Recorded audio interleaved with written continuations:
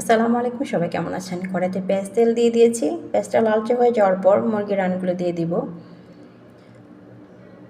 আদা রসুন বাটা, লবণ, কাঁচামরিচ, হলুদের গুঁড়া, মরিচের গুঁড়া, জিরা গুঁড়া, এলাচের গুঁড়া দিয়ে একটু নেড়ে নেব। তারপর এখানে টমেটো সস দিব 1 টেবিল চামচ, নেড়ে নিচ্ছি। পরিমাণ মতো পানি দিয়ে রান্না করে নেব 20 মিনিটের জন্য। আজকে আমি ক্যাপসা রান্না করছি। চলে আসছি, নেড়ে দিচ্ছি। তারপর এখানে আমি লেবুর সবুজ অংশটা দিচ্ছি ফ্লেভারের জন্য। মুরগি রান্না আমার হয়ে গেছে, এখন আমি উঠিয়ে নিচ্ছি। আর আমি আগে থেকেই বাসমতি চালটা ধুয়ে রেখে দিয়েছিলাম। এখন আমি এটা দিয়ে দিলাম। শুকনো লেবু আর মশলা দিয়ে দিচ্ছি, এগুলো না দিলেই নয়। তারপর এখন আমি এটা উঠিয়ে নিচ্ছি। ফ্রাই প্যান বসিয়ে দিলাম, ঘি দিয়ে দিলাম।